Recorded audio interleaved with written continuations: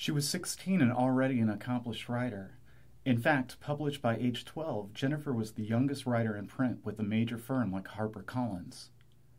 Other writers, accomplished adult writers, held meetings in private over many multiple cocktails to discuss how it was even possible that a kid her age should ever be able to possess the mastery over such beatific prose. Her secret weapon, of course, was no secret at all to those who knew her. Quite simply, Jennifer had a knack of ignoring everything around her but the words on a page. In Jennifer's world, only her perfectly formed letters, her exquisite exposition, and her rap-a-tap-tapping of her delicate fingers on the humming laptop mattered. So as she sat in the local coffee house and essentially shared herself with the flickering screen, she did not hear the Go player slapping black and white stones on the chicory board behind her.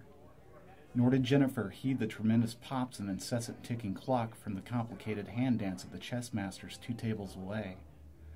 So, too, was she not even slightly distracted by the wagging tongue of the tween redhead monopolizing the payphone several feet away.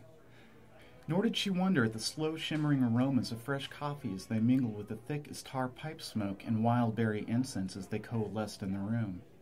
In this moment, only her magical world remained. Until, of course, something changed.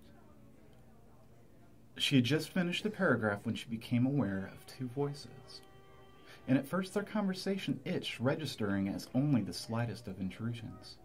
But then between comments came the annoying, wet, smacking lips and a viscerally displeasing crackle of someone gorging, open-mouthed, on hard candy. And try as she did, she found it harder and harder to ignore the sting of it all. Especially now that she became warily aware that they were, between the grinding, chomping, slurping, and chewing, talking about her. Around the room, and her normally teeny world expanded, making her slightly dizzy. She saw the Go players, fixed like stone gargoyles perched over a sea of black and white, but was still immune to the stones as they struck the hard wood. She stared suspiciously at the girl on the phone, her near light-speed lips tangled around incomprehensible verbiage. Yet again, nothing. She swung her head around and spied the front counter. The cashier clanked mugs in the filling sink, and still no sound but for the 2 chatterers that were nowhere to be seen.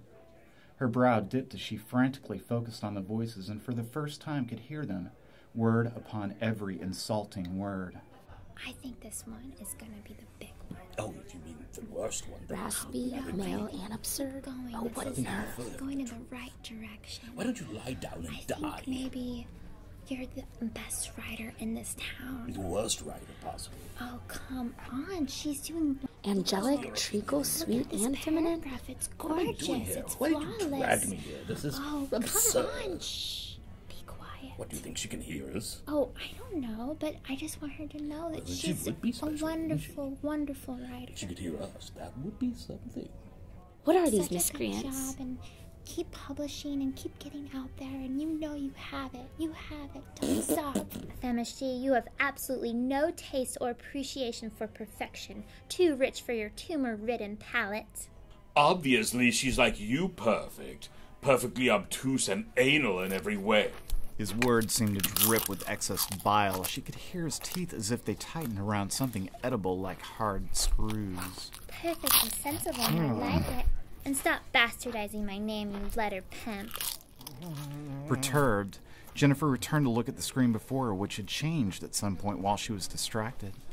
Somehow Jennifer realized she must have typed the names that she had been hearing phonetically, for directly below her last paragraph were the words famished and perfect misspelled. She moved her hand forward to slap delete, but before she could, she watched as the cursor slowly backed up and replaced the previous misspelling with the grammatically correct P-E-R-F-E-C-T. That's better. Oh, that just won't do. Let me help. Suddenly, the screen flickered slightly and there was a loud and the T was gone. Another and the screen read E-R-F-E-C as the P disappeared. Went the E and F, went the R, and finally a tremendous the word perfect was gone. Now that is just downright rude, FamishD. But tasty as ever, Miss P. Where are you, jerks? The screen buckled slightly as if something bumped it. Jennifer slowly peered over the screen and immediately knew she was hallucinating. There, hovering just above the table, were two distinct pairs of faceless lips smiling back at her. One held the pearliest white teeth she had ever seen. The other bore the black fangs with golden-capped canines that twinkled threateningly. Hello? Good morning, Jennifer Ann. I like your story today. Very much indeed. Where and when did I go insane? She's gone stupid on us, P. No, FamishD, she's just in shock. Jennifer, you don't have to worry. I've been with you a long time, and well, he's only just arrived. Who, what, who? Oh, yeah. She's gone yumpy. No, she just needs a minute. I've lost it. I'm insane. Told you, P. Flipped her skillet, she has. Leave her alone, FamishD. Lost her ladle, for sure. Jennifer, I am perfect, and you and me are, well, old friends. I helped you get published, remember? Huh? This is stupid. I came to Gorge and she's got a whole bunch of overwrought artistic expressions I need to sample. Oh, hush up and stop thinking with your stomach. Jennifer, if we don't help each other, he's going to eat your words. I don't understand. Of course you don't, silly girl. Oh, zip it! You're not real. Either of you. I'm just overworked. Stretched too thin. Standing quickly, she inadvertently knocks over the table and watches her coffee mug shatter on the floor, along with her once near-perfect veil against distraction. Everyone is staring at her in the room, and despite her fogged, topsy-turvy, newly minted dementia, she is positive it has little to do with the broken mug. Bullshit! Time to eat! Jennifer tries to reply, but FamishD smacks into her mouth like he's dropping her a dripping, drooling, sloppy first kiss and hungrily devours her words as if they're prime cuts at an all-you-can-eat buffet. Leave her alone, you gingivitis scum kisser. Jennifer, quick, shut down your computer.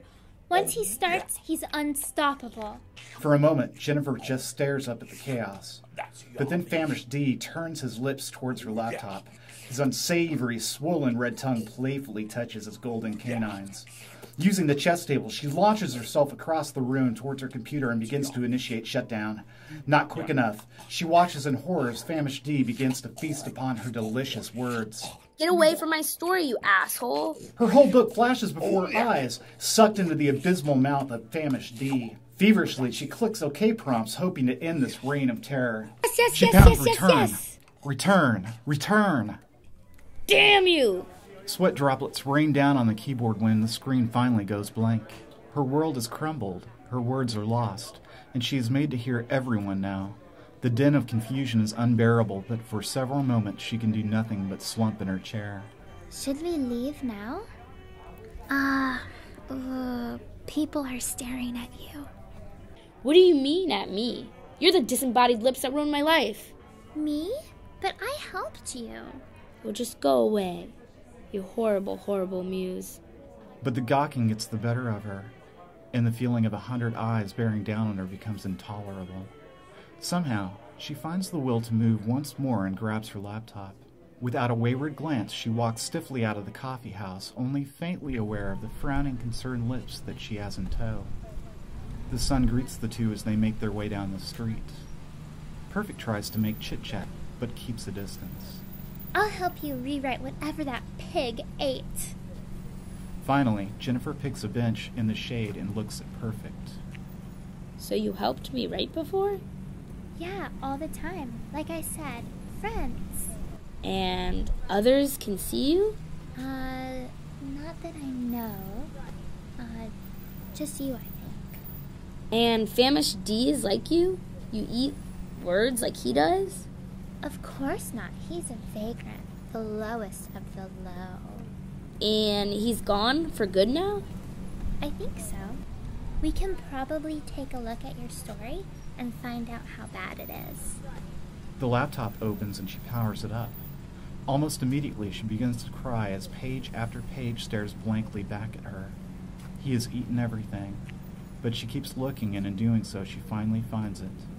There on the first page of her novel is the single capital letter A, the one vestige left from her masterpiece, her opus, and what should have been another milestone. Don't worry, Jennifer.